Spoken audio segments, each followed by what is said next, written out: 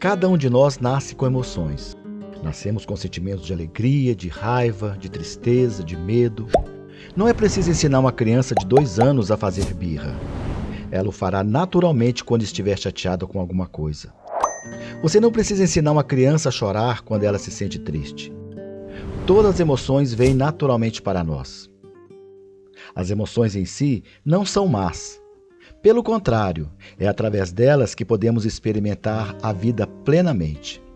Embora as emoções tenham sido dadas a nós por Deus, o Senhor nos orienta claramente em Sua palavra a andar pela fé e não pelos sentimentos. As emoções formam um dos aspectos fundamentais do ser humano. Pela palavra de Deus, sabemos que o homem é um ser tripartido. Ele é basicamente um espírito que possui uma alma e habita em um corpo. Nosso espírito possui a capacidade de ter a comunhão com Deus e fazer contato com o mundo espiritual. A nossa alma, por outro lado, é a sede das nossas emoções, da nossa vontade e de nosso raciocínio. Ela é uma parte integrante de nossa personalidade. Embora nossas emoções sejam uma dádiva de Deus a nós, às vezes elas atrapalham nossa fé. Por exemplo, quando você está se sentindo doente e tudo que você está fazendo não está surtindo efeito, o medo pode surgir e até mesmo a dúvida. Você começa a ficar com medo do que pode acontecer e até suspeitar se o poder de cura de Deus é real ou não.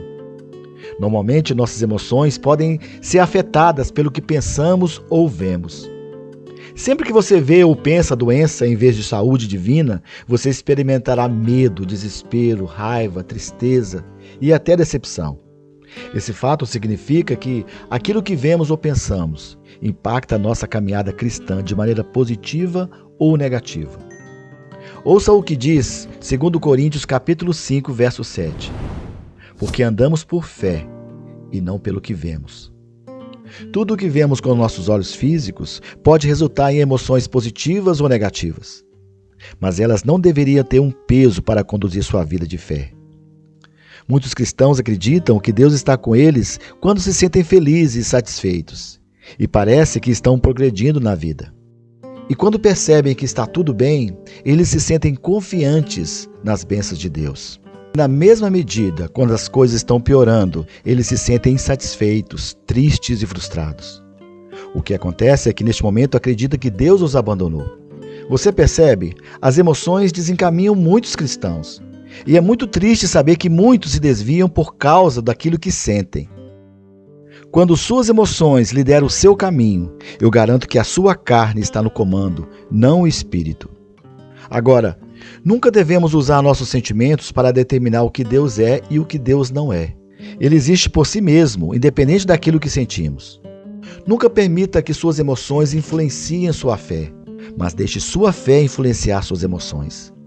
Com essa lógica, você sempre estará no controle de seus sentimentos.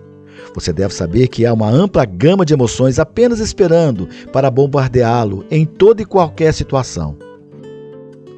A fé é imensamente mais poderosa do que o medo, mas muitos permitem que o medo os governe. Agora, para que a fé domine sobre o medo em sua vida, você deve confiar 100% em Deus e em sua palavra. Quando você faz isso, a substância da fé governará suas emoções. Quando você faz isso, experimenta alegria e serenidade dentro de sua alma. Em vez de angústia, tristeza e decepção, Deus quer que tenhamos esperança e nos regozijemos sempre nele. Nem sempre você vai sentir alegria, mas Deus quer que você cultive o hábito de se alegrar. A alegria é originada em nosso espírito e a felicidade em nossa alma. Portanto, alegrar-se no Senhor não depende daquilo que sentimos. Além disso, o Senhor deseja que a sua fé determine o tipo de emoção que você quer ter. Por isso, sempre que você passar por uma emoção que não está alinhada com a palavra de Deus, você deve conscientemente despertar sua fé para realinhar essas emoções de acordo com a palavra de Deus. E uma das maneiras de despertar sua fé é declarar a palavra de Deus. Aliás, o falar é um princípio da fé. Ouça o que diz 2 Coríntios capítulo 4, verso 13. Tendo, porém, o mesmo espírito da fé, como está escrito: eu criei, por isso é que falei. Também nós cremos, por isso também falamos. Esse versículo pode ser parafraseado da seguinte maneira: acredite em seu coração, fale com a sua boca aquilo que você crê, e você terá o que você diz. Lembre-se, nem tudo na vida requer uma resposta emocional, mas tudo na vida requer uma resposta de fé. Temos um grande sumo sacerdote que não ignora os nossos sentimentos em relação a uma enfermidade. Ele é Jesus Cristo. Ele viveu neste mundo e está ciente das emoções humanas. Ele experimentou ira quando as pessoas transformaram a casa de seu pai em covil de ladrões. Ele conhecia a tristeza e estava bem familiarizado com a dor. Portanto, ele era um conhecedor de tudo isso e em todas essas coisas ele governou suas emoções. Ele viveu sua vida pela fé em seu Pai Celestial. Deus também espera o mesmo de você. Ele nunca responde aos nossos sentimentos, mas à nossa fé em sua palavra. Não importa o quão triste você esteja, você deve superar a sua tristeza e entrar na arena da fé. Nossas emoções não trazem cura, liberação financeira ou mudança em qualquer situação ao nosso redor. Apenas a palavra de Deus e a nossa fé é capaz de fazer isso.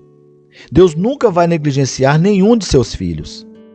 Mas seus filhos têm que entender que apenas uma atmosfera de fé pode provocar a intervenção divina.